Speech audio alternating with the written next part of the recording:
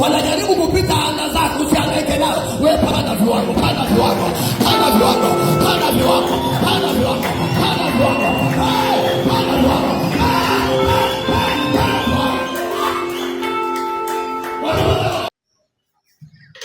Bwana Yesu asifiwe. Na kusalimu katika jina la Yesu Kristo, ali Bwana na Mwokozi wa maisha yetu. Jina langu ninaitwa Apostle Exaudi Lesante Akio wa kanisa la Nayosi Divine Power Christian Center linalopatikana hapa Ifakara, Kibaoni, Morogoro.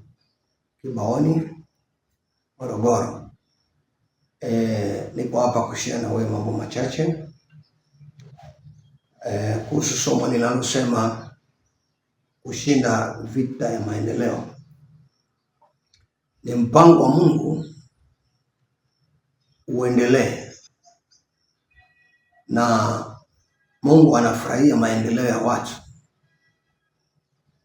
Lakini ili Mungu akupeleke kwenye njia ya maendeleo na ili akufanikishe kwenye eneo la maendeleo, kuna vitu kadhaa ambavyo anavitenda au anavifanya kwako. Jambo la kwanza kabisa, maendeleo yanaanza na mtu binafsi. Maendeleo yanaanza na mtu binafsi. Ukiona mtu ameendelea, ujue kwamba alianza kuendelea kabla ya maendeleo. Na eneo ambalo Mungu analiendeleza, uendeleza ufahamu au umpa mtu maarifa katika kile kitu ambacho anaenda kukifanya kitakachomletea maendeleo. Na kitu kikubwa kabisa ambacho Mungu anakifanya anapotaka kumfanya mtu awe na maendeleo, kitu cha kwanza kabisa anamfundisha kwa habari ya lile wazo au kwa habari ya ule mpango alionao. Anamfundisha. Kwa mfano, naweza nikatolea mfano, kama anataka afanye kitu kinachohitaji ufugaji, lazima atamletea walimu ambao watamfundisha. Jambo la kwanza kabisa nilisema, ili Mungu akupe mafanikio au ili uishinde vita ya maendeleo, kitu cha kwanza Mungu anakufundisha kwanza. Na akisha kufundisha, ndo anakutuma sasa kufanya vitu vya maendeleo. Hakuna mtu anaweza kuendelea kabla kichwa chake hakijaendelezwa. Mungu huendeleza kichwa cha mtu au humpa maarifa kwanza kabla ya kuleta maendeleo yanaonekana.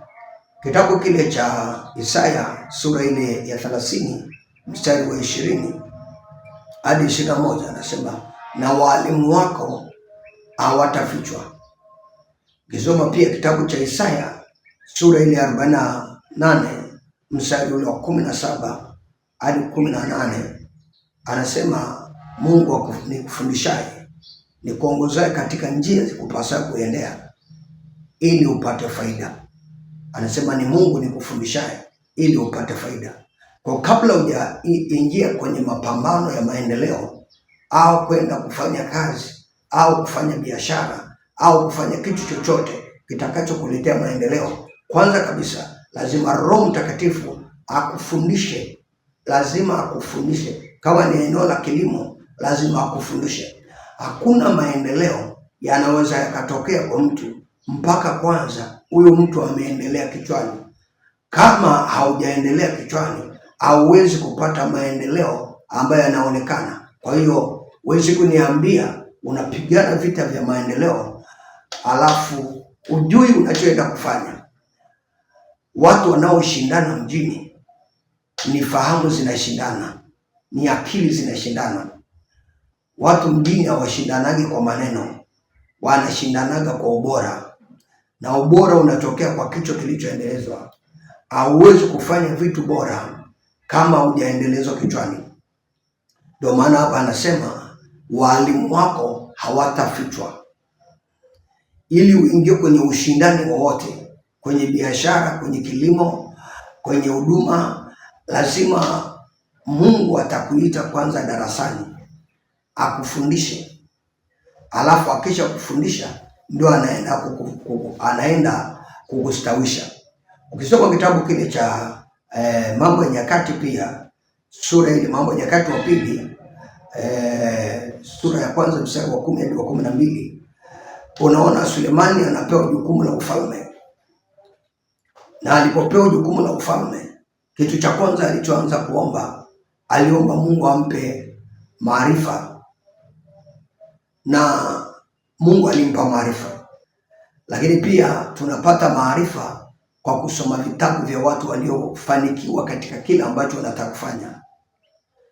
Jambo la pili, tunapata maarifa kwa uvuvio. Ukisoma kitabu cha Mambo ya Nyakati unaona Daniel, tunaona Sulemani aliomba na Mungu akampa maarifa.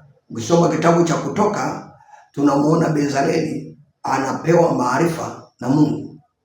Kwa hiyo kabla hujafanya kitu chochote ambacho utakifanya ili uweze kuingia kwenye ushindani wa kibiashara, ili uweze kwenda kufanya ukafanikiwa, Mungu anakufundisha ili uweze kwenda kupata faida. Hauwezi kupata faida kama kichwa chako hakijakaa sawa kwenye hilo eneo. Eneo lolote ambalo unafanya, ambalo Mungu atakutuma kufanya, kabla hajakutuma lazima akufundishe kwanza. Mungu akupe neema, akupe maarifa yake na akupe hekima yake katika yote ufanyayo. Katika jina la Yesu ninakuombea sasa, Mungu akakupe maarifa yake katika jina la Yesu Kristo.